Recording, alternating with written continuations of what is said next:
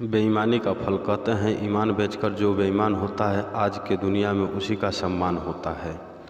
बेईमानी का फल के ऊपर एक कहानी।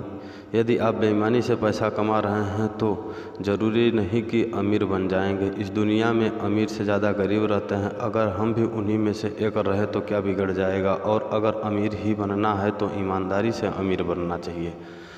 ऐसे एक दूसरे से छल कपट और बेईमानी से नहीं, सही तरीके से कमाया गया धन ही असली कमाई है। इंसान की पसीने की कमाई जीवन में फलती फूलती है और बेईमानी से कमाया हुआ पानी के बुलबुले की तरह नष्ट हो जाता है। इंसान तो पैसे के लालच में बदल जाता है। अगर कुछ लोग बेईमान नहीं होते तो दुनिया में आज इतने लोग गरीब और परेशान नहीं होते। हमें अपने जीवन में एक बात की गांठ बांध लेनी चाहिए कि बेईमानी की कमाई से शक्ल तो संवर सकती है लेकिन नस्ल नहीं। इस कहानी में हम देखेंगे बेईमानी का फल का क्या नतीजा होता है। एक गांव में एक बाप और बेटा रहते थे। बाप का नाम सुदामा और बेटे का नाम काशी था। काशी की माँ की बहुत पहले ही मृत्यु हो चुकी थी, इसलिए अब यही दोनों रहते थे।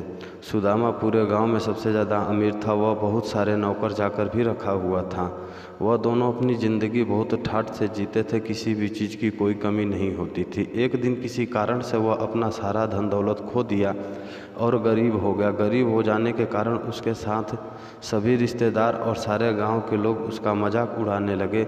इस पर वह दुखी होकर सोचा कि जिस गांव में मैं ठाठ से अपना जीवन जिया करता था, जहां सभी सम्मान और इज्जत किया करते थे, वहीं आज मेरा मजाक उड़ाया जा रहा है। कल तक तो जो सगे संबंधी मेरे लिए अपने प्राणों की बाजी लगाने की बात किया करते थे, वे ही आज मुझे अपमानित करने में कोई कमी नहीं छोड़ते हैं। किसी ने सच ही कहा है कि इस दुनिया में सारा प्रेम और अपमान केवल संपत्ति के कारण ही प्राप्त होता है। एक दिन काशी ने शहर जाके पैसे कमाने के बारे में सोचा, लेकिन उसके पास एक भी रुपया नहीं था कि वह शहर पहुंच सके। वह बहुत उदास हो गया। फिर उसे याद आया कि उसके पूर्वजों के द्वारा बनाई गई लोहे की एक बहुत विशाल तराजू रखी हुई थी, जिसे उसने अपने वंश की आखिरी निशानी समझकर बचा कर रखा था। काशी ने उस तराजू को अपने एक पड़ोसी के पास गिरवी रख दिया और शहर चला गया। काशी को शहर जाते ही उसको एक अच्छी सी नौकरी मिल गई और उसने मन लगाकर काम करने लगा। भाग्य ने उसका साथ भी दे दिया और 1-2 साल में वह बहुत पैसा कमा लिया। जब वह बहुत पैसा जमा कर लिया तो उसने अपने गांव में ही अपना खुद का एक बिजनेस करने के लिए सोचा और वह शहर से वापस गांव लौट आया। गांव आकर वह उस पड़ोसी के पास गया जिसके पास अपना तराजू गिरवी रखा था। उसने कहा, चाचा जी, भगवान की कृपा से मैं अपना बिजनेस शुरू करने जा रहा हूँ। अब आप अपना ब्याज आदि का हिसाब करके मेरा तराजू मुझे वापस दे दीजिए। पड़ोसी को विश्वास नहीं था कि वह गरीब आदमी इतने कम समय में इतना पैसा कमा सकता है। उस पड़ोसी को इतनी भारी तराजू को देखकर उसके मन में लालच आ गया था और उसे लौटाना नहीं चाह रहा था। उसने मन उदास होकर कहा, बेटा काशी, तुमसे ब्याज का क्या लेना। तुम तो मेरे परिवार के सदस्य जैसे हो, लेकिन मैं तुम्हारे सामने लज्जित हूँ। तुम्हारी तराजू की मैं रक्षा नहीं कर सका। उसे चूहों ने कुतर कुतर कर खा लिया। अब तो उसका एक भी टुकड़ा नहीं बचा है। काशी समझ गया कि इसके मन में बेईमानी आ गई है। काशी को बहुत गुस्सा आया, लेकिन उसने अपने गुस्से को दबा कर रखा और बाहर बोला, भाग्य और होनी पर किसी का वश नहीं चलता। चाचा जी, तराजू को चूहे ने खा गए तो इसमें क्या आपका गलती है? दोष आपने तो चूहों को कहा नहीं होगा कि वे उसे खा जाएं। पड़ोसी ने उदास होकर बोला, हाँ बेटा, अब कर भी क्या सकते हैं। काशी ने कुछ देर तक बातें करने के बाद कहा, चाचा जी, रामू कहाँ हैं? मैं नदी में नहाने जा रहा हूँ। उसे नदी में नहाने में बहुत अच्छा लगता है। सोचा उसे भी साथ में ले जाऊँ। रामू उस पड़ोसी का बेटा था और वह काशी का बहुत अच्छा दोस्त भी था। उस पड़ोसी ने अपने बेटे रामू को बुलाया और काशी के साथ नदी में नहाने के लिए भेज दिया। काशी और रामू नदी में नहाने के लिए चले गए।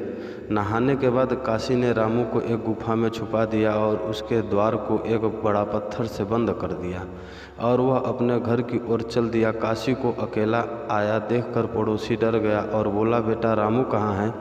काशी उदास होकर बोला, चाचा जी, मुझे माफ़ कर दीजिए, मैं रामू को बचा नहीं पाया। मैं नदी में नहा रहा था और रामू नदी के किनारे बैठा हुआ था कि एक चील आई और उसे लेकर उड़ गई। मैं बहुत दूर तक उसके पीछे दौड़ा, लेकिन वह इतना तेज़ उड़ रही थी कि मैं उसका पीछा नहीं कर पाया। पड़ोसी गुस्से में बोला, अरे वो झूठे, तूने मेरे बेटे के साथ क्या किया? क्या चील इतने बड़े लड़के को लेकर उड़ सकती है? सीधे सीधे मेरे लड़के को लौटा दे, नहीं तो मैं तुझे राजा से दंडित कराऊंगा। काशी बोला, देखिए जो सच है मैंने आपको बता दिया। अब आप राजा के पास जाना चाहते हैं तो जाइए, मुझे कोई दिक्कत नहीं है। दोनों राजा के दरबार में पहुँचे। पड़ोसी ने सारी बात राजा को बताई। राजा ने उसकी बात सुनकर दंग रह गए और बोले, काशी, यह कैसे हो सकता है? चील इतने बड़े लड़के को उठा ले जाना असंभव है, यह एक अनहोनी है, ऐसा कैसे हो सकता है? काशी बोला, महाराज, आजकल आपके राज्य में अनहोनी ही तो हो रही हैं, इसलिए ऐसी घटनाएं घटेंगी ही। जब लोहे के तराजू को चूहे खा सकते हैं तो चील एक लड़का को ले क्यों नहीं उड़ सकती? राजा बोले, यह तराजू वाली कहानी कैसी है? तभी काशी ने पूरी कहानी राजा को बताई। इस पर राजा ने गुस्से से बोले, बेईमानी किसी का भला नहीं करती, क्योंकि जब एक व्यक्ति के मन में उत्पन्न होती है तो अनेकों को बेईमान बना देती है। तुम्हें इस बेईमानी का फल मिलेगा। तभी पड़ोसी ने राजा से बोला, महाराज, मुझे माफ़ कर दीजिए, मुझसे बहुत बड़ी गलती हो गई, मेरे अंदर बेईमानी का भूत सवार हो गया था, अब ऐसी गलती नहीं होगी। राजा उसे क्षमा कर दिए और बोले, तुम इसके तराजू लौटा दो और तुम इसके लड़के को लौटा दो। इस कहानी का सारांश है, बेईमान आदमी किसी भी हद तक जा सकता है। वह इस बात पर बिल्कुल भी नहीं सोचता कि वह जो कर रहा है वह सही है या नहीं, इसलिए ऐसे आदमी पर विश्वास करना बहुत बड़ी भूल होती है।